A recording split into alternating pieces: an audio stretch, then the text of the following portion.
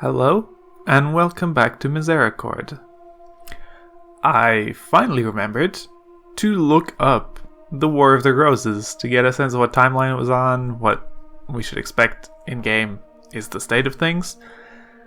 And I literally just looked up the year, so I still don't have a clue what I'm talking about. But I do know that it ranges from 1455 to about 1487.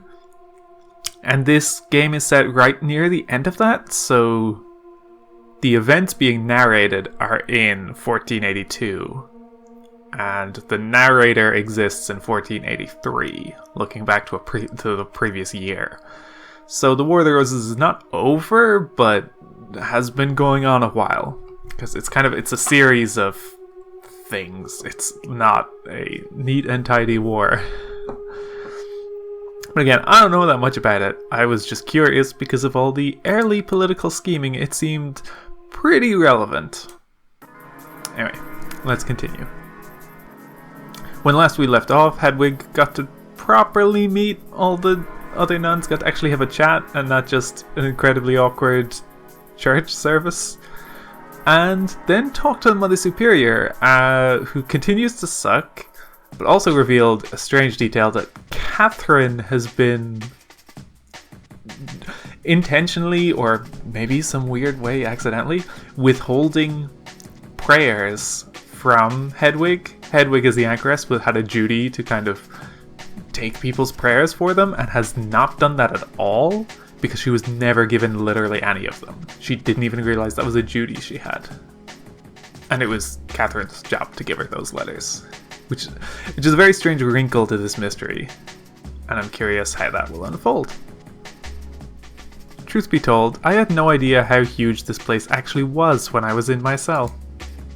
I had a few diagrams of monasteries and cathedrals in my books, but those were just little lines on a page. Now that I was actually wandering around an abbey myself, one that seemed to eschew the careful layouts I had read about at that, I found myself marveling at the tiniest things. Most of the stonework was quite old. I had noticed that some walls lining the path to the bath and kitchen were in disrepair. I didn't quite know how to describe it, but it wasn't just dilapidation. Some parts of this place just looked older, squarer, less filled out. The chapel, for instance, while certainly very tall inside, felt very simple. A big box, really. But as I walked around the grounds, I noticed that certain sections of the abbey were meticulously detailed. There were little flourishes on the corners of the stonework. Bits and pieces that didn't seem to serve any particular function, but certainly caught the eye. And then I thought, maybe that was the function. I hadn't seen many other buildings before, but I could immediately spot the difference between different parts of the I could immediately spot the difference between parts of the monastery. Sorry, Hedwig, you haven't seen many other buildings before? Exactly when did you become an anchoress? And is this just buildings being less common at the time? That still doesn't feel... This is my weakness in history, where I'm not sure if that's a ludicrous thing to say or not. I reached for a comparison I could make. I connected it to books, of course. Some parts of the abbey felt like they had been built like Old Testament writing. Functional, blunt, constructed out of the bare necessities to make their point immediately. In the story of Elisha story I was chatting with you about earlier, the distance between the bears tearing those children apart and Elisha arriving in Bethel is 2 lines or so. Other parts of the abbey were more majestic, pretty. Perhaps there's a structural reason for the way things look, but the look is what draws you in. You can gaze at it and ponder what it means, rather than understanding its purpose immediately. Maybe it's just decorative. Maybe it's decorative and functional. Or perhaps the decoration is the function. It's long-winded and aesthetically interesting, like something Aquinas wrote. Romanesque versus Gothic? Well, yes, that was exactly what I was getting to. I'm just trying to illustrate how my mind was piecing my new world together, after being locked in a room for years and years. I suppose I'm the Aquinas between the two of us, aren't I? Not in talent, by God, but certainly in method. That's okay. You can be Roman, and I'll be Gothic. I took a turn I hadn't made before down some stairs. I trod carefully, still embarrassed about my little adventure with Catherine that morning. I realized I was stepping into the Undercroft, which meant the cellars must be nearby. I wandered through the croft until I heard voices echoing around. They sounded strained. I followed them until I spotted barrels. Lots and lots of barrels. Do these nuns make a lot of booze? They did mention earlier that a few people help in the cellars. I walked through the rows of casks in awe. This was a lot of wine. I could see 2 figures ahead of me. Oh! Hello, Hedwig. Hello, you two. Did Marta put you on cellar duty? Oh, no. I just came down here to talk to Flora. I was on cellar duty. Is everything alright? Oh. Everything is just fine. We were just talking about chess. Okay. This feels like the worst cover for any surreptitious conversation. I am very competitive, and sometimes I just raise my voice, I suppose. Yeah. Are you good at chess, Hedwig? I've never played, actually. Of course. What a silly question for me to ask. Who would you have played against? That's right. You can play chess against yourself. Where's the fun in that? You get to be alone, for starters. Bah! No, that is such a waste of time. There is no romance in that. Romance? The thrill of competition. The heat of battle.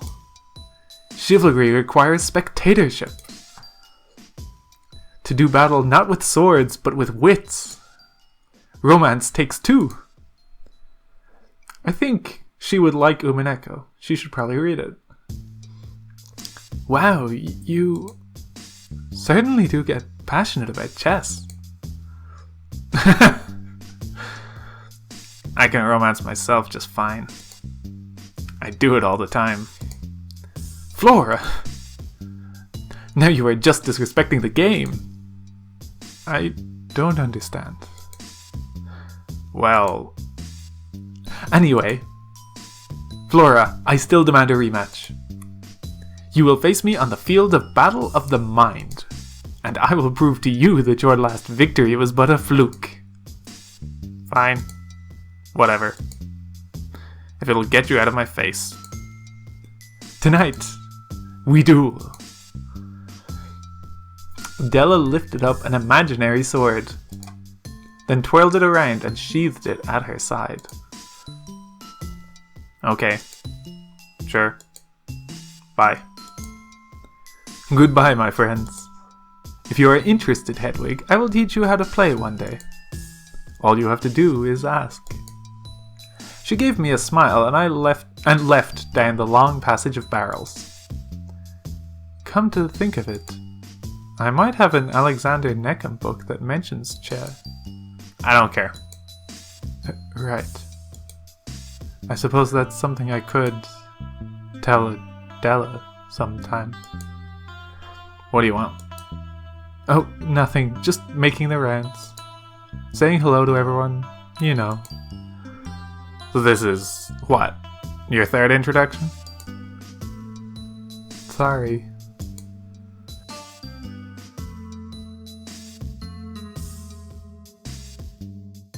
Flora sighed and leaned against the casks lined up along the back wall. Look, I'm sure you're really nice or whatever, but I don't volunteer down here for the conversation, understand? You like to work alone. Finally! Someone understands. Well, I will be working alone a lot too, I think. So do you have any advice? Advice? Yes. Advice for working alone? Certainly. Well, for starters, you need to be by yourself. Alright. And then, once I'm by myself, I like to do my work. Why are you asking me for advice anyway? Aren't you like twice my age? I am barely a decade your senior. Well, that gives us a rough age for Hedwig. I'll have you know. Close enough. So I guess, yeah, Hedwig would be probably, what, like 25-ish? Because I think Flora's almost an adult, but not quite. If I remember, they did say her age straight up, but I don't remember exactly. Marta had been right. I tried to change the subject to maintain composure. This is certainly a lot of wine. Yes, as you can see, I have a lot of work to do. Alone. Is the wine here good? I wouldn't know.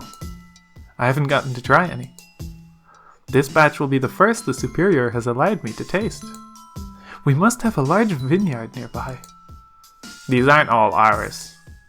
Oh, really? Where are the other casks from? Dunno. Ah.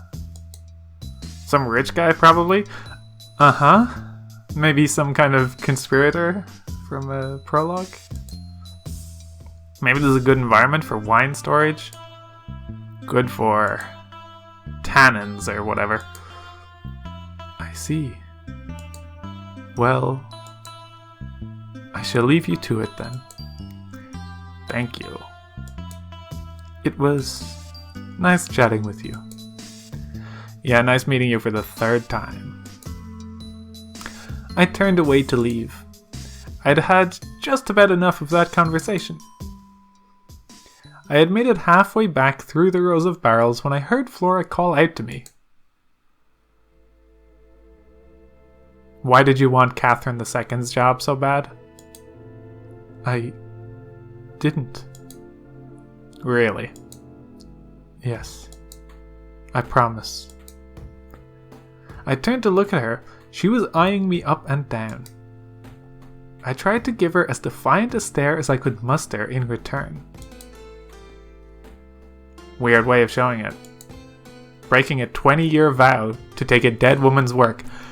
20 years? So she was like 5 when she went in there?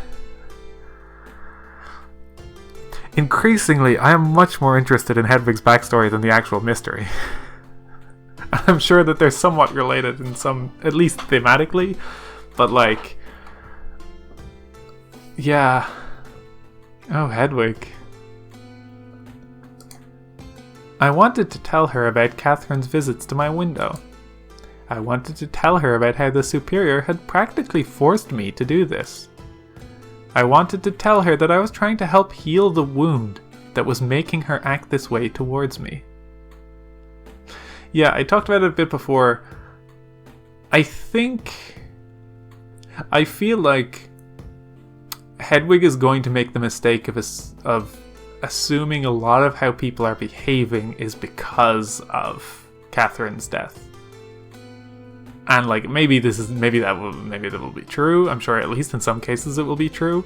But like we've no reason to really think Flora is like being a snarky teen because Catherine has died.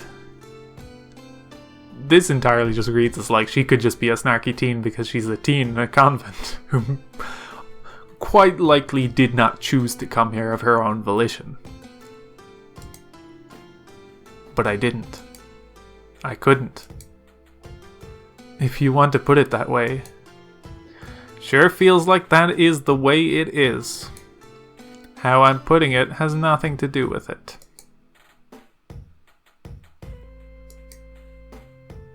So it must seem.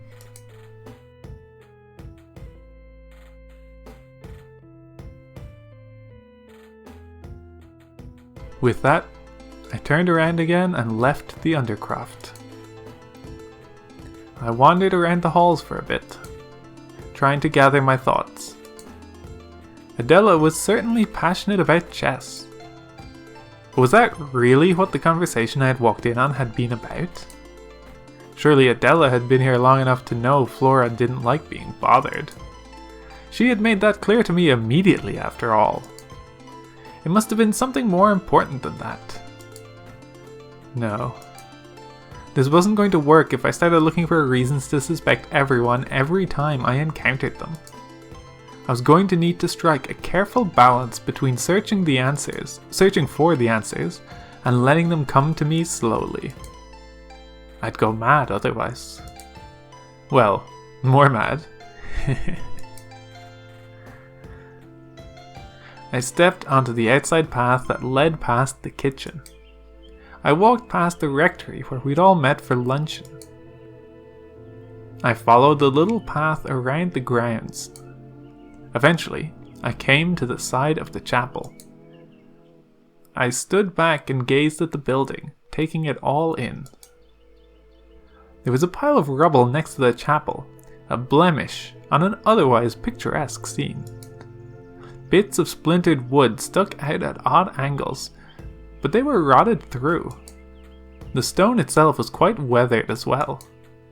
It looked perhaps as if an extension to the church had been planned, but forgotten.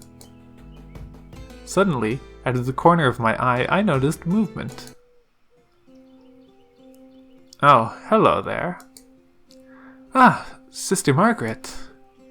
I was just taking a stroll around the grounds. That's good.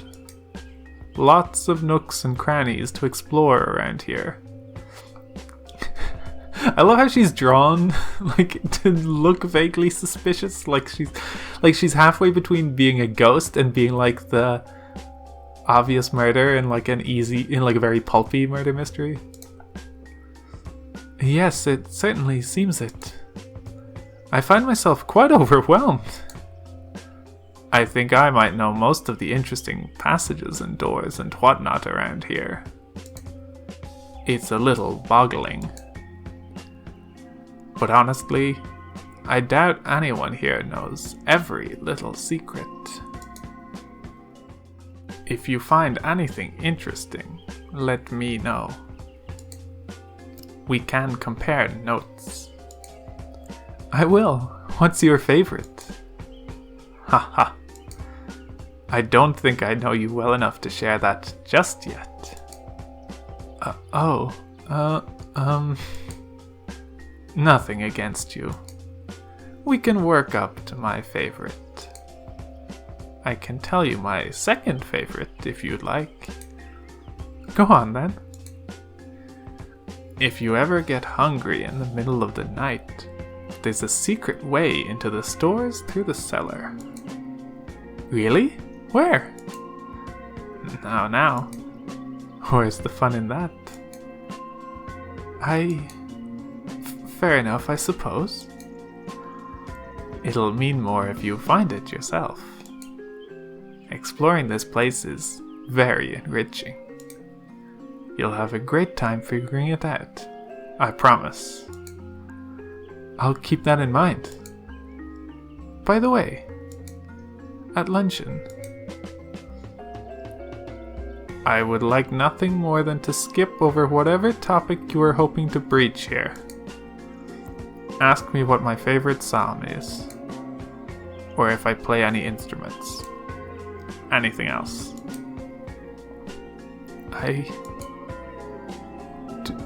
Do you play any instruments? I'm not too shabby at the lute now that you mention it. Wow, I've never played any instruments. I imagine that's obvious, come to think of it. You should try it. Catherine would have shoved one into your hands the minute you stepped out of your cell if she were here. If she was still here, I'd wager. Really now? That's more or less how it was for me when I got here. Hardly a minute after having my hair shorn, she was asking me all kinds of things. What I liked to do, what I wanted out of life. Nobody got past her without trying something new. She sounds like she was very inspirational. She certainly had the stars in her eyes. May she rest in peace. May she rest in peace. Well, this has been as pleasant as it's been maudlin. I'll speak to you later, Hedwig. Until next time, Margaret. She gave me a quick bow of the head and continued off down towards the path I had come from. After taking another good look at the chapel, I looped round behind it. There I could see rows upon rows of bushes and hedges, flower beds and vegetables.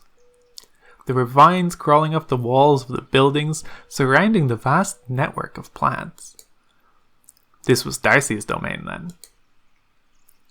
In fact, I could see her and Eustace besides the door to what looked like a large shed or some sort of hall. I picked up my pace. At the very least, these two would be nicer to me than Flora was. I love the Darcy pose. What is she holding? Or so I thought. Eustace looked slightly irritated when she noticed me. She stood up and brushed herself off as I approached. Hello. I wanted to say thank you for the gale. Now is not a great time. What? Is something wrong? No, just... I'm busy. I glanced at Darcy. I realized she was looking even more... out there than usual. Is she okay? Yes, as long as I'm watching her, anyway. What is she... Darcy was pacing around in a small circle. Her head was tilted skyward, and she looked blissful. Is she making drugs? I assumed she had, like, booze earlier. But is she actually... How experimental are her experiments? She's having a vision. She's... what? Oh my god. Okay. Rows of bookshelves. Rows and rows of bookshelves. Rows and rows and rows of bookshelves. Hold on. Eustace dipped down to pick up a small ledger and quill she'd been sitting with. The reader chooses a book. It is a book she has not read before. The reader chooses a book and opens the book. What's in the book, Darcy? Flames! The words are flames and they hurt the reader so. But the reader pays no mind. The reader must read, and read she does, until her eyes are burned. Until they are burned beyond burned. Until they are burned away. This is the purpose of the reader's reading. Alright, keep going. Stay with me, Darce. How can you be so calm about this? She's had this one before. We ask until we are given an answer we do not want. explore until we find something we do not find beautiful. But the reader asks and explores and digs. The reader hurts herself. The reader knows there is salvation on the other side of the obstacles we turn away from. Eustace scribbled all of this down. She seemed perfectly collected. I couldn't believe what I was seeing. All of a sudden, Darcy stopped walking in her little circle. She began to wobble, and tears started rolling down her cheeks. Her blissful smile was gone. This is new. What do you see now, Darce? What's new? Fire. Yes, flames, you said that already. Anything else? Goat. Did I skip through something? No, okay. Just flashed in a way that I thought was off. Fire. Goat. Fire goat. I forgot what I was talking about. Just one of your visions again. I'd say that tincture was a success. Oh, good. Was it a nice one?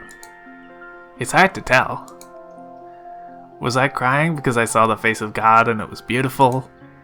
Or was I crying because it was bad? We'll talk about it later. Darcy, how long have you been having visions? A long time. We really need to be going.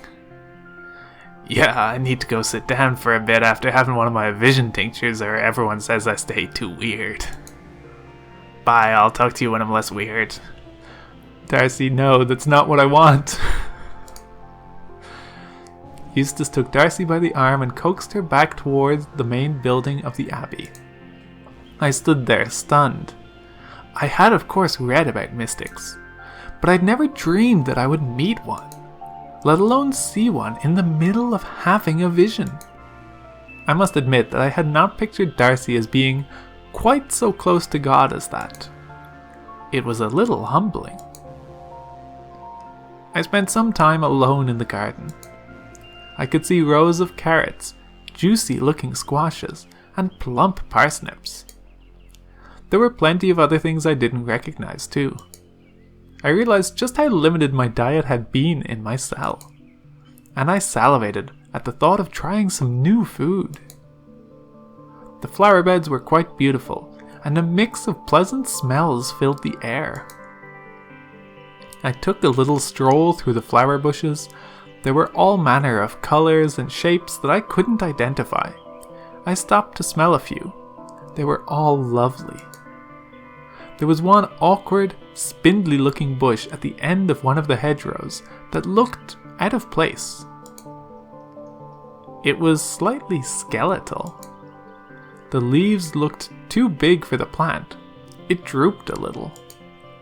As I got closer, I realized there were little berries on the ends of the flowers. Against all better judgment, I reached a hand out, curious to see what they tasted like. Don't touch that. Goodness, you made me jump. Sorry, I wondered if you were still in the garden and came looking for you. I'm sure it's all very exciting, but don't go touching things willy-nilly. That was very rude of me. I apologize. It's fine. Just don't touch that plant, whatever you do. Is it poisonous? Extremely. Why on earth is it here? I'm no botanist, so I can't explain it properly, but the short of it is that it's useful in small doses. How on earth could something poisonous be useful? Well, Moira says it can be used to make a good painkiller for one thing. It was Catherine the First who begged Darcy to start tending it though. Apparently it's all the rage in Italy. You drop a little bit of the extract in your eyes to make them look bigger, I guess. Shinier. That's absurd. You won't get any argument from me, but that's why it's here. Darcy really does a wonderful job with this garden. She's brilliant. Darcy's our little Hildegard von Bingen. Sorry, is that someone you... Oh no, don't worry. I read Hildegard. I suppose that makes sense. An expert with plans and a real visionary. Darcy's like Hildegard in several ways. That's right. Is she alright after all that? She's fine. She tries to have them on purpose.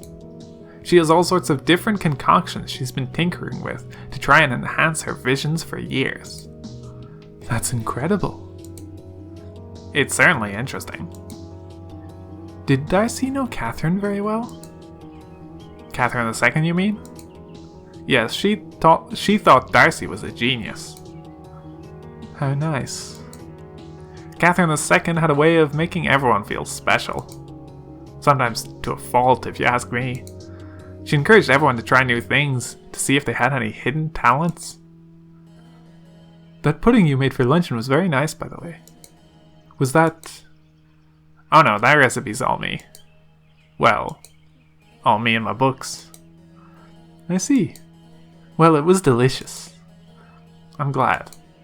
Anyway, my point is, Catherine II was someone who couldn't leave well enough alone. Sorry, I just want to, I guess, while that digression happened,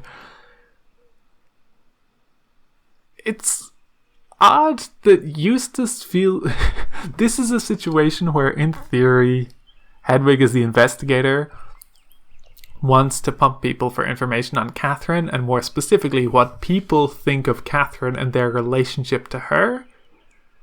And Hedwig almost disrupts that, because Eustace is like, oh, talking about Catherine, and not really like interrupting, but basically just disrupting the conversation. Hedwig's like, oh, by the way, that pudding was great. And then Eustace is like, oh, well, yeah, sure. Anyway, I was talking about the murder victim. It almost seems like Eustace is trying to get something across intentionally. Like, I don't have any theories yet. I don't have like a culprit in mind, but it does feel like Eustace is intentionally trying to communicate something. I think I have said this on mic, but I'm fairly convinced that the nuns know that Hedwig's an investigator, because how could you not? How could you not think that that's what's happening here? Especially because none of them seem to trust the Mother Superior very much, so like it feels like a natural suspicion, even if they don't have any like particularly ill will towards Hedwig. I feel like it's a fairly natural thing to look at Mother Superior and go like, we know you're trying to get this person to spy on us. We're not idiots. Anyway, my point is, Catherine II was someone who couldn't leave well enough alone. She had many admirable traits. I miss her dearly. But it's true. I don't follow. Eustace stared at me pointedly from behind her large glasses. Be careful, Hedwig. With that, she turned on her heel and left the garden. Beads of cold sweat were building on my forehead. I felt knocked entirely off balance. After a few moments of stunned silence, I staggered back through the flower beds towards the abbey. I again just want to go back. She couldn't leave well enough alone. Huh. Eustace definitely seems to be implicating that Catherine got too close to something, or like was poking her nose in business that... Or was like poking her nose in business that she shouldn't have, or at least was dangerous to do so, and is worried that Hedwig will follow suit. It was a little chilly outside now. It was getting later in the afternoon, and I presumed the dinner bell would be ringing at any moment. Eustace's words were still bouncing around in my head. I hoped that a meal might straighten me out the way luncheon had earlier in the day. As I walked through the cloister, I remembered what the superior had said about the sword being left as something of a monument to Catherine. Huh. Is it a monument to Catherine, or is it a warning sign for other people to not follow in her footsteps? I stepped onto the cloister grass and walked up to the sword, somewhat apprehensively. Be careful, Hedwig. What had she meant? Did she know? The sword was indeed clean. It looked well weathered, but there was no blood upon the blade. I dared not touch it, but I could tell the edge was still decently sharp. Be careful, Hedwig. How many of them knew? If Eustace suspected I was up to something, surely she would tell the others. The secret might already be out there. I heard a rustle of wings above me. I whipped my head up to see, cloaked in shadow, the barest glint of eyes. They disappeared into the shadows as soon as I was sure they were there. I scurried away from the sword. Feeling a sudden rush of bravery, I started running toward the nearest staircase that might lead me to whoever had been watching me, and collided directly with Angela. I am so sorry. There is to be no running in the halls. Did the superior not tell you that? No. I really am sorry. What are you in such a hurry for, anyway? I was in the cloister, and I thought I saw someone watching me, so I was running to see who it was. What on earth for? To see... I don't know. If they wanted to talk to me, perhaps? Ah, of course. No one here seems to be able to resist your riveting conversation skills. I've noticed. What an exciting first day you've had. Has it been fun? Being paraded around like a princess the royal family is desperate to marry off? Spare me. I can see right through your little act. I don't know. Well, I do.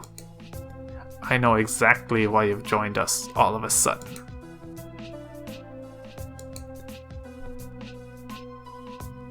I think that's meant to be her, not Hedwig. I'll take your silence as confirmation. You may have tricked the others, but I am no fool. If that's the case... Oh, okay, now it is Hedwig. If that's the case, then why haven't you told them? Because I do not care a whit what the others think. I just don't like meddlers, and I know a meddler when I see one. The superior may not care about how this place is run, but I do.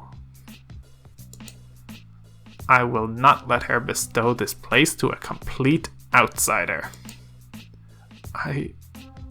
Oh. What? I was at a total loss here. But at least now I could be honest in my confusion. You think I'm to become the next superior? Why else would you have been let free from your cell? Why else would you be taking meetings alone with her? Maybe they don't all know, I guess.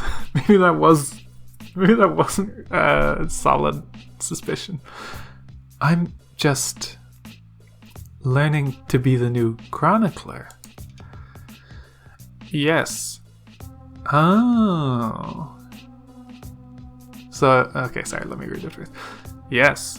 The Superior seems to think chroniclers make good superior material. She is a fool, but a determined fool, I'll give her that. She cares a lot about this place. Clearly. Hence why she's set a little mouse loose in the kitchens to lead the cooks. She stalked past me, turning her nose up. I stood there, shaking with anger for a moment. Yeah, she seems to think chroniclers make good superior material.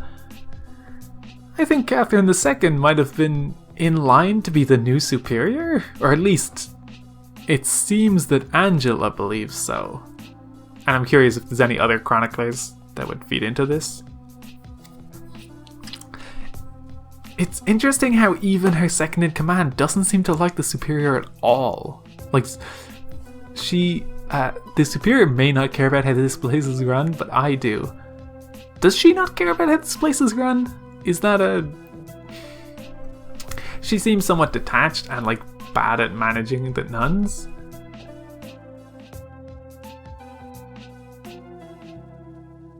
She does seem somewhat detached and bad at managing the nuns, but I also think there's a good chance this is Angela basically saying, look, only my way is the correct way, and if you're not doing that, you clearly don't give a shit.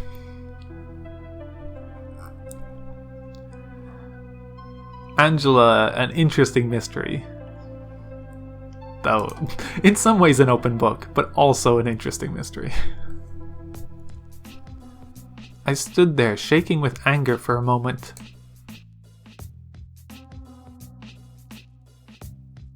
I wheeled around as she reached the bottom of the stairs.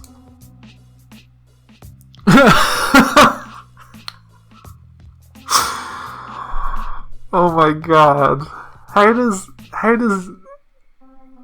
does everyone not know what Hedwig is here for?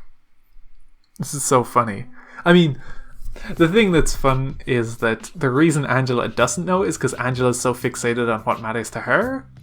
The murder probably doesn't really register to her in the same way because she just cares about getting a promotion and like running the monastery, or like, I don't know exactly her motivation, but she seems interested in being the superior, and so that's why she assumes that's why Hedwig's out, and that's funny. Who killed Catherine? I know I shouldn't have asked so bluntly, but I felt confident enough in Angela's ignorance to barrel ahead. James Foreman, a nasty little stable hand who had his eyes on her ever since he first started making deliveries to the Abbey. She rejected his advances, so he hacked her head off with a sword he carried in his cart for protection on the road. Huh. I mean, that is a reason you would have a sword. It was brutal, random, and salacious. Like most crimes are.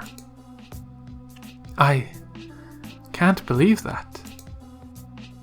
You never met her. Why do you care? Yeah, see, she's not that invested in the murder. It's my job to care. Not yet, it isn't. I was fuming. But I did feel a little twinge of satisfaction realizing that I'd thrown Angela off of my real reason for being here. I knew she was wrong about Catherine, though. There were too many strange things going on, too much unsettling evidence to the contrary. Evidence like... well, I didn't actually have any evidence, did I? I just had whispers. Whispers telling me that something was very, very wrong here. I had agreed with the superior out of a mixture of obedience and pity, but now I was itching to find the truth and rub Angela's stuck-up face in it.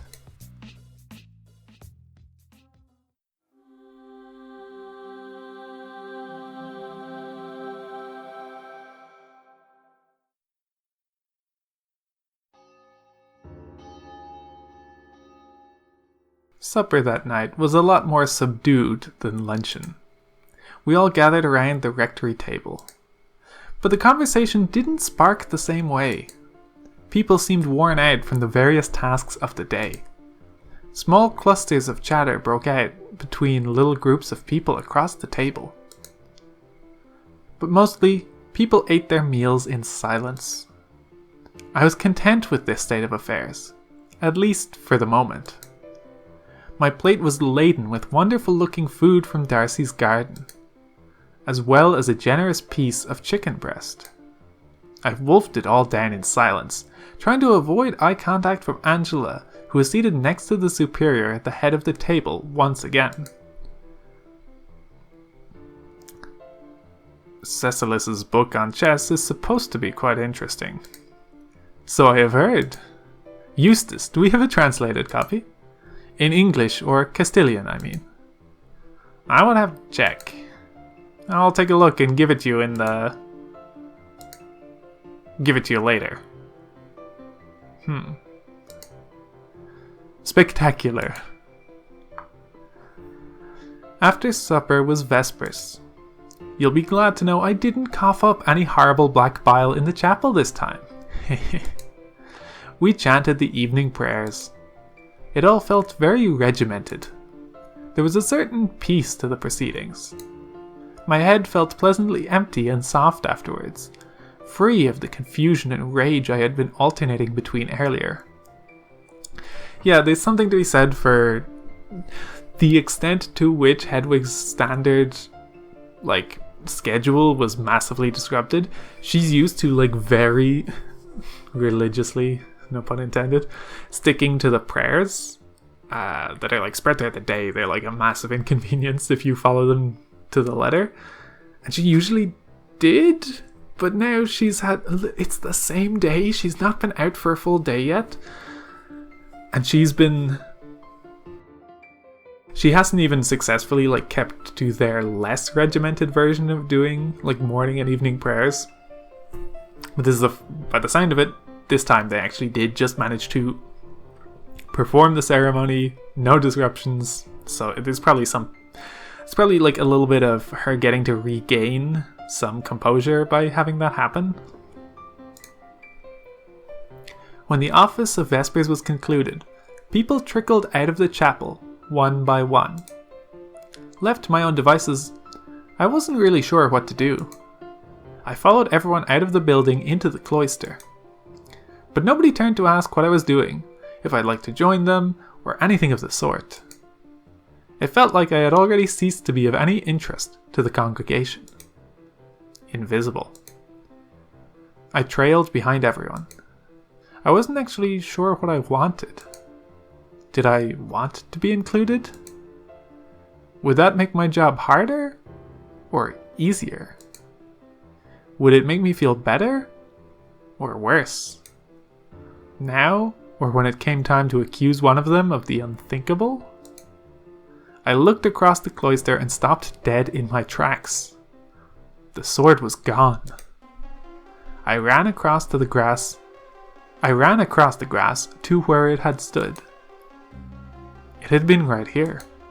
I had seen it. I had nearly touched it. The sword is gone! Hello? Hello?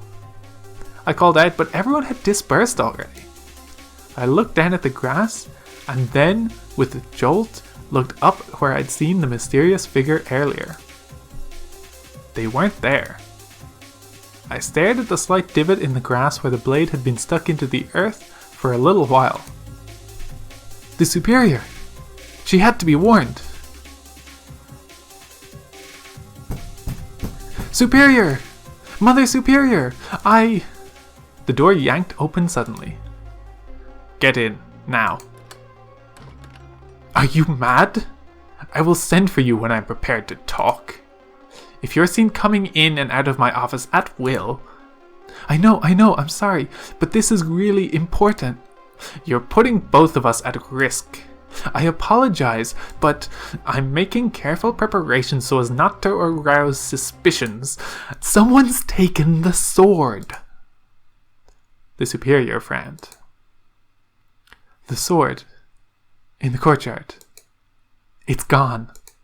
I saw it there this afternoon, and now it's missing. I know. You... Huh? I thought about what you'd said after luncheon about leaving a weapon lying around and decided you were completely correct. It was more than a little ghoulish. I told our sacrist to take care of it not long after you left. Eustace? Yes. She's in charge of all the relics and items of interest here, not just the books. Well, what if she's the killer? She has a wicked blade now! When you put it like that, it just sounds sick. A sword that she could have gone and collected whenever she fancied, were that the case. Hedwig, leave the strategizing to me.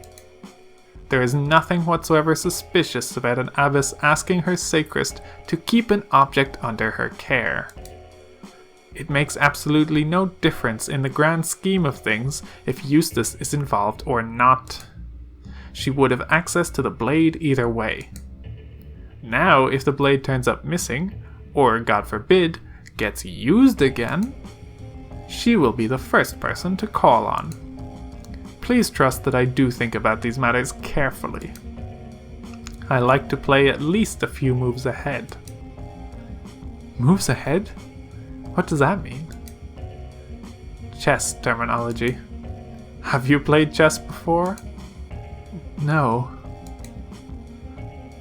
I'll have Eustace loan you Cecily's book on Cecilis's book on the subject. Too many S's. It's really very interesting. I was well and bloody tired of hearing about chess, to tell you the truth. Anyway, you should go. If anyone asks, I was checking up on how your first day went. How did your first day go? I took a deep breath and raised my finger in the air, ready to let it all out again, like I had in my previous meeting with the superior. However, I thought better of it in the end. Fine. All things considered. Fine. Good. Good. Angela doesn't trust you. Now there's the shock of the century. Anything else? No. Very well then. I shall send for you when I am ready to speak on these matters again, and to take you to visit the accused. Understood, Abbess. Have a good night, Hedwig. I left. I trudged up the stairs back to the dormitories. I pulled my robes a little tighter around myself. The wind was picking up outside. At the top of the stairs, I could see Eustace and Adela walking through the halls, holding torches and lighting the sconces on the walls near the entrance to the dorms, the library, and the Misericorde. I was somewhat surprised. Oh my! Who's going to be awake to snuff all those out later? We typically only do the ones up here. This hallway gets a bit of traffic at night. The dorms, the library, and so on. Do not worry about fires, though. We put them out before we go to bed. I nodded and continued towards the dorms. I had had a long day. The energy I had received from the bath had almost been entirely spent. I had no idea what the other nuns were planning to do with their night, but all I could think about was my bed. I swung open the door to my little room and plopped face first into the straw mattress. My head hit the pillow with a thunk. Oh, really? What now? I flung my pillow aside to reveal a book. It had no title or adornment on the cover. When I opened it, I was greeted by a lovely illuminated title page. Medea, transcribed proudly by Catherine II of Grasmere Tor Abbey. Yeah, that seems to be what it says. It's just a little bit harder to read from the background. For the enigmatic and enchanting woman in the wall. May she find this most interesting and edifying, despite its pagan origins. With apologies to Hosidius,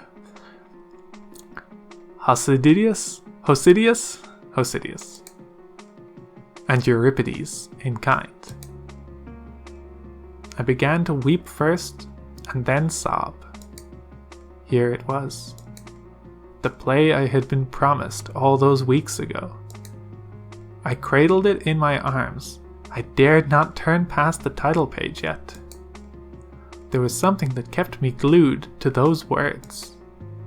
Little words that had been written just for me. Catherine's handwriting was a little scratchier than mine, but it was full of character. I touched the page gently, running my fingers across the page to feel the slight indents where the quill had pressed into the parchment. She hadn't broken her promise to me in the slightest. I thought back to that night she came to my window. How soon after that had she died? How long before Samhain had she planned to give me this? I knew from experience that transcribing anything was no simple task, even if a play was much shorter than a Bible. Oh, what a strange mixture of elated and despair I felt. I had a special gift from Catherine, but I would never be able to share my thoughts on the story with her. I was left with precisely half of an experience, and I would never, ever live the other half of it in all of my days. It would have to do. Just knowing that Catherine had made this filled me with joy. As I dried my tears, I wondered, who had brought this here for me? Nobody knew that I had spoken to Catherine, surely, unless she had told someone while preparing this book. Did I have a secret ally?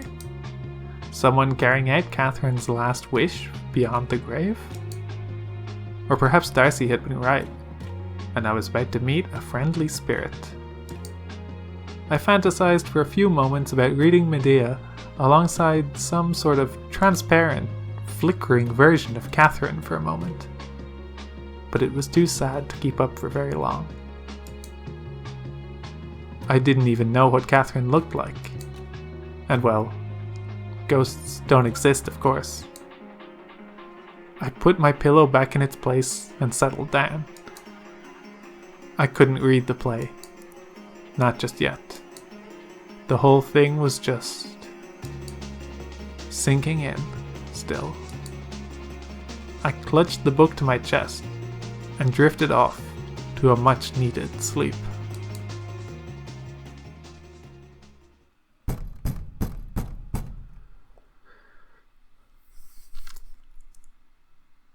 I awoke with a start some time later. I felt hot and uncomfortable as I rose from my bed. I was too tired and overwhelmed earlier to think of removing my habit before drifting off. I carefully slotted the copy of Medea under my bedsheet and stepped out into the dormitory hall. Hello? Is everything alright out here? I spoke in a loud whisper, not wanting to wake anyone who may have also been trying to sleep. I got no response, however. I peered out into the second-floor hallway. The sconces were still lit, flickering somewhat in the wind. Up ahead, I could hear a door closing. People were still awake, it seemed. I sighed deeply. Was this the hazing the superior had mentioned this morning? Flora? Is that you? Margaret? Catherine? I could hear faint laughter coming from somewhere down the hall. Curious, I crept forward. I could definitely hear laughter and talking, and what sounded like a lute being strummed. As I walked down the hall, the sounds got closer. I realized they were coming from the door next to the library. The Misericorde. I frowned. It sounded like there was a raucous party taking place behind the door. I was confused and a little hurt. I vaguely knew about the concept of the Misericorde from some of my reading. It was a room where the rules of St. Benedict were lifted, and oblates could partake freely in red meat and pork and other delights forbidden to us in the refectory on certain holidays. Only half of the congregation was meant to be allowed in at any given time, and yet it sounded like a full-blown banquet was happening behind this door. And today was no holiday. I really wasn't part of the group, was I? I had half a mind to barge in, but I turned around, startled. At the end of the hall, illuminated by sconces, was a tall figure holding a sword. A black goat stood next to them, held by a rope leash. I wanted to scream, but I felt paralyzed. The figure wore black robes.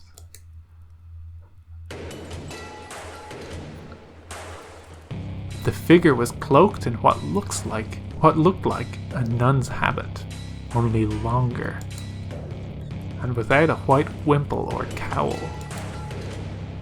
They stood taller than any woman I had ever seen. Are they wearing armor too? Slowly, the monster lifted their sword towards me, pointing with the blade, and as it glinted in the fire, I realized they were wearing a large metal gauntlet. I took a step back, but as soon as I did, the apparition at the end of the hall thrust the blade they held into the air. With a loud rush of air, all of the sconces in the hallway blew out. For a moment, everything was pitch black. The figure's sword was suddenly wreathed in flame. I could see once more. This creature and their pet were an even stranger sight, lit only by a flaming sword. In the red light of fire, their eyes glinted with an unholy sense of menace. Shadows danced through the hall as the mysterious figure slowly lowered their weapon again, bringing it to rest against the ground. After a moment, they dropped the leash they had been holding in their other hand and raised a finger to their shadowed lips. The goat stood still, all the same. Assured of my silence, the apparition lowered their hand to the sword's handle. I didn't dare move or make a sound. I was absolutely in their thrall. Now gripping it with both hands, they lifted the burning sword high into the air. Firelight flickered around the hall in an eerie pattern. And then they beheaded the goat in one swift motion. The fire was snuffed out, and I was plunged into purest darkness.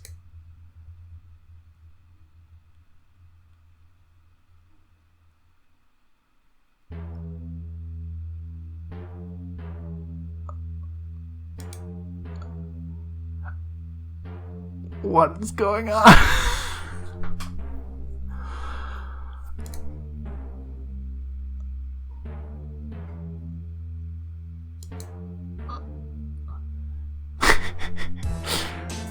I like the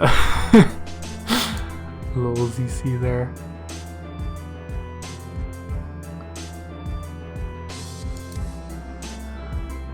Oh, that ending was so good. God, and all that was one day.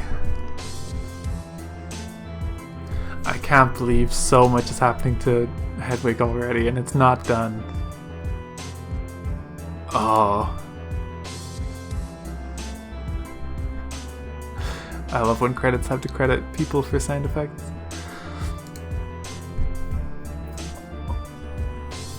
Oh.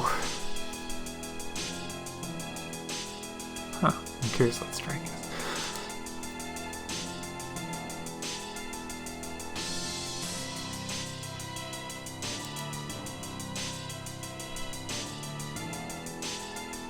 Part 1's I think that's fall release will be much longer and is planned to release before the end of 2021. If it's going to be much longer, it took me like 4 hours to play this much. It's going to be, and it's Act 1. There's still, I think, 2 more acts is the plan. Or, I keep saying acts for some reason, but he just calls them parts. Oh. Oh, that's weird. Huh. Sorry, you probably can't see because I cropped the video. It's just changed to full screen because the demo's over. I don't know why that happened. I wasn't able to get it to go full screen at all before. Oh well. And that is Misericorde. That was so good. Oh, the vibes. I love a spooky murder mystery. I hope the goat is okay. I hope it was just a vision, but listen, we'll find out. God, I have no clue what's going on. I need to collect my thoughts. I probably won't... I probably honestly don't have enough coherent to put together to make any kind of follow-up video, like theorizing or thinking about it, but I hope to do a Let's Play of the main game itself later. So maybe then I'll have some thoughts by the time it comes out that will be worth commenting on as we continue with this game. Yes. Oh, if you enjoyed that, do check it out. Follow the creator ZC on Twitter. The game itself also has a Twitter. And of course ZC's Patreon you can get on, and you can get a download of all the music from the demo so far, as well as some... I think some future stuff is kind of being put up on there on occasion too. As well as some art and kind of occasional news and updates as the game progresses. With that, thank you for watching, and until part 1 properly releases, see you then.